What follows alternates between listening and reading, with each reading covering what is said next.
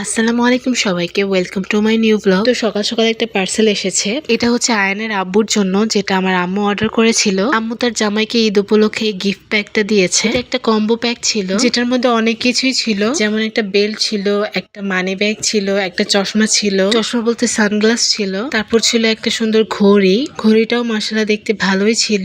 তো আয়ানের আব্বু আবার একটু একটু পরেও দেখছিল সবকিছু। তারপর ছিল একটা বডি স্প্রে, তারপর ছিল নেভি ব্লু কালারের একটা শার্ট। এই কম্বো প্যাকটা কিন্তু আমার কাছে ভালোই লেগেছে, মিনিমালের মধ্যে ভালোই ছিল। ফেসবুকে আম্মুর সামনে এই অ্যাডটা চলে আসে, তারপর আম্মু তার জামাইয়ের জন্য এটা অর্ডার করেছিল। তারপর বিকেলের দিকে আমরা একটু গিয়েছিলাম ঘুরতে, বাইকে করে গিয়েছিলাম, সেজন্য আর শুট করিনি, কারণ আমার যেহেতু মেয়েকে নিয়ে পেছনে বসতে হয়, সেজন্য মোবাইল আর বের করে শুট করতে পারি না। আমরা গিয়েছিলাম আমাদের এলাকাতেই খুব পরিচিত একটা জায়গায়, যেটা হচ্ছে মকশ বিল। তো এখানে পানি এসেছে, সেটাই দেখতে গিয়েছিলাম। আর এখানে পরিবেশটাও অনেক মনোরম, খুবই ভালো লাগছিল সেখানে গিয়ে। পানির কারণে অনেক সুন্দর বাতাস বইছিল। আমার তো মনে হয় এমন একটা জায়গায় গিয়ে আমি সারাদিন বসে থাকতে পারবো, আমার একটুও ক্লান্ত লাগবে না। এখানে এত সুন্দর বাতাস ছিল, যেটা ভাষায় প্রকাশ করার মতো না। এই সুন্দর পরিবেশে বাতাস খেতে খেতে মন এমনিতেই ভালো হয়ে যাবে। তো আমরা এখানে অনেকক্ষণ বসেছিলাম। তারপর আয়নের আব্বু আবার একটা টঙের দোকান থেকে একটু ঝালমুড়ি অর্ডার করে। তো আমরা বসে বসে ঝালমুড়ি খাচ্ছিলাম আর নদীর সুন্দর মনোরম দৃশ্য দেখছিলাম। তারপর আমরা একটা দোকানে গিয়ে একটু বেলপুরি খেয়ে নিচ্ছিলাম, সাথে একটা দইও অর্ডার করেছিলাম। এই দইটা খেতে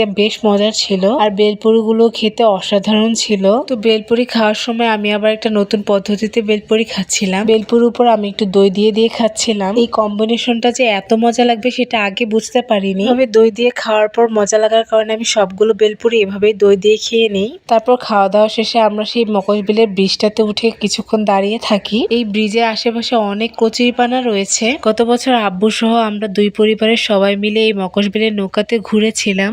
তো আব্বুকে খুব মিস করছি। তারপর সন্ধ্যা নামার আগে আমরা বাসায় চলে আসি। বাসার কাছে মুদি দোকান থেকে আমরা টুকটাক কিছু জিনিস নিয়ে নিই, আর সেখানে আমার চোখে পড়েছিল এই হজমির প্যাকেটটা। এগুলো ছোটবেলায় অনেক বেশি খাওয়া হতো। হজমিগুলো দেখে আমি আর না নিয়ে পারলাম না। তো বাসায় আসার পর টুকটাক এটা ওটা খাচ্ছিলাম, সাথে এই হজমিটা। এটা খাওয়ার সময় একটা নস্টালজিয়া ফিল দিচ্ছিল। তো হাবিজাবি খাওয়া শেষ করে রাতের দিকে আমি আবার 2 কেজি দুধ জাল করছিলাম। এই দুধটা দিয়ে আজকে দই বানাবো। এর আগের রাতে আমি একটু দই দিয়ে দই বীজ বানিয়ে রেখেছিলাম, এটা দিয়ে আজকে দই বাঁধবো। তো 2 কেজি দুধকে জাল দিয়ে আমি 4 ভাগে 3 ভাগ করে নিয়েছি। দই বীজটার সাথে একটু দুধ ভালো করে মিশিয়ে এখন পুরো দুধটাতে মিশিয়ে নিচ্ছি ভালো করে। তো একটা পাত্রের ভিতরে একটা স্ট্যান্ড বসিয়ে মাটির হাঁড়িতে আমি দুধটা ঢেলে নিচ্ছি। আমি আসলে তেমন দই বানাতে পারি না, তো প্র্যাকটিস করছি আর কি। পাত্রটাকে ঢেকে আমি কম্বল আর কাঁথা দিয়ে ভালো করে মুড়িয়ে দিয়েছি। আর পরের দিন দইটা ভালো করে সেট না হতে আমার হাজবেন্ড বলছিল খাবো খাবো, মাত্রই দইটা সেট হতে নিয়েছে। আর দইটাকে ফ্রিজে রাখারও সময় দেয়নি, সে এভাবেই খাবে। তো আজকে এই পর্যন্তই, সবাই ভালো থাকবেন, আল্লাহ হাফেজ।